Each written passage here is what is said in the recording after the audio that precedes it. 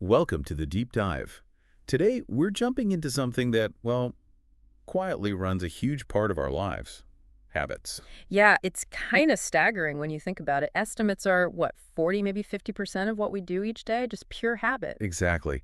And what really gets me is how these, tiny automatic things can kick off a whole sequence, shaping what comes next for, minutes or even hours. It's like that highway entrance ramp idea, right? A tiny turn, but suddenly you're heading in a totally different direction for miles.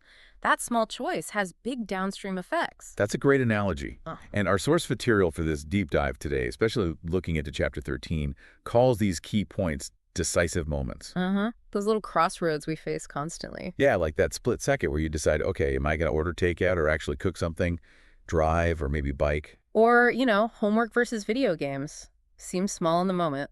Right. But Chapter 13 talks about how these stack up. There's even a figure 14, showing visually how one path leads one way, another path leads somewhere else, entirely based on these tiny choices. And that's really the power, isn't it? That compounding effect, that one decision to cook can influence your energy. Maybe you exercise later, maybe you eat better tomorrow. Which is exactly what we're digging into. We're going to unpack a really powerful strategy from Chapter 13 for actually building new habits, intentionally steering those decisive moments. Okay, let's do it. So the chapter kicks off with a really cool example. Twyla Tharp, the famous dancer and Oh, choreographer, yeah, her morning ritual. right, wakes up, workout clothes on, heads outside, hails a cab to go to the gym. But the fascinating part is she says the ritual isn't the workout itself. It's hailing the cab. That's the habit she focuses on. Exactly. Just that simple act of raising your hand. It's brilliant because it's so small, so achievable. It makes the much harder thing, the workout, way more likely to happen. It removes a decision point. That cab is the gateway. And that leads us perfectly into the core strategy we want to focus on from this chapter, the 2-minute rule. Ah, yes, the 2-minute rule. Sounds simple, maybe even too simple. Maybe. The rule is basically this. When you start a new habit, it should take less than 2 minutes to do. Less than 2 minutes, so really shrinking it down. Totally. And the chapter gives some great examples, like instead of read before bed every night, which can feel daunting, You just aim to read one page. or do 30 minutes of yoga. Nope, just take out my yoga mat. That's it. That's the start. Okay, I see. So study for class, Becomes open my notes. fold the laundry, which I hate. Ha! Yeah, just fold one pair of socks. Okay. And the big one, like run 3 miles. Just tie my running shoes. You don't even have to go outside yet. Just tie the shoes. It almost feels silly.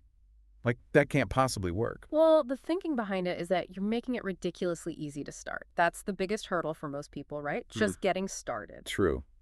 Procrastination is real. So these become gateway habits. Tiny actions that lead you down a more productive path almost without you noticing. Once the yoga mat is out, well, maybe you'll do a pose or two. Right. The friction is gone. Mm. And once the notes are open, You're much more likely to glance at them, maybe read a paragraph. It gets the ball rolling. so how do you figure out your own gateway habit? Yeah. Chapter 13 suggests mapping your goals, Right. like on a scale. Yeah, from very easy to very hard. Let's take running again. Run a marathon, obviously very hard. Run a 5K, still hard for many. Walk 10,000 steps, moderate. Walk 10 minutes, getting easier. Okay. Put on my running shoes. That's very easy. That takes less than 2 minutes. That's your gateway habit. Okay. So find the absolute easiest first step related to the big goal. Exactly. Want to rate more? Maybe the gateway is just write one sentence. Studying. Open the textbook. It's about mastering the art of starting. Okay, but I still hear that voice saying, seriously, one page, one pair of socks, Yeah. tying my shoes, that's not going to get me anywhere. Yeah. It feels kind of pointless. I get that. It's a really common reaction, but you have to reframe it. The point of the 2-minute rule isn't achieving the whole goal in 2 minutes. Right. It's about the starting part. It's about mastering the habit of showing up. You're building the consistency muscle first. You gotta standardize the behavior before you can optimize it. You Yeah. can't improve a habit you don't have. Standardize before you optimize. I like that. Build the foundation first. Precisely. And interestingly, once that 2-minute start becomes automatic, like a ritual, it can actually help you get into the zone for the bigger task. Like athletes with their pregame routines. Exactly. Or writers who, always make a cup of tea before they sit down. Or even power down routines at night. Small things that signal it's time to switch gears. Okay, that makes sense. The ritual cues the brain. Yeah, it makes the transition smoother, conserves willpower for the actual work.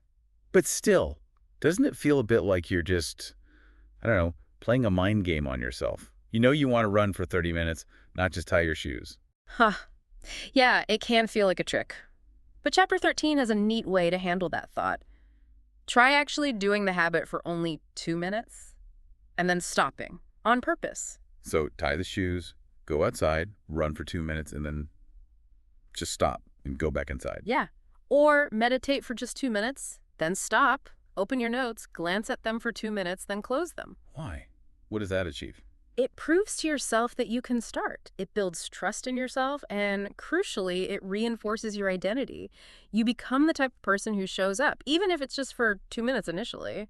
The chapter mentions someone who lost over 100 pounds using this, right? Started by going to the gym for just 5 minutes. Exactly. He made the habit just showing up. Staying longer eventually just happened. It reminds me of Greg McKeown, the author, who deliberately writes less than he feels like in his journal. Why would he do that? To keep it from feeling like a chore, to ensure he always comes back to it. It's like Hemingway's advice. Always stop when you are going good. Leave yourself wanting more for next time. So, stopping short reinforces the desire to continue later. And it reinforces the identity. Even 2 minutes at the gym, 5 days a week, means you're becoming someone who doesn't miss workouts. You're casting votes for that new identity. It shifts the focus from just the outcome to being that kind of person. Okay, so you've got the 2-minute habit down, you're showing up consistently.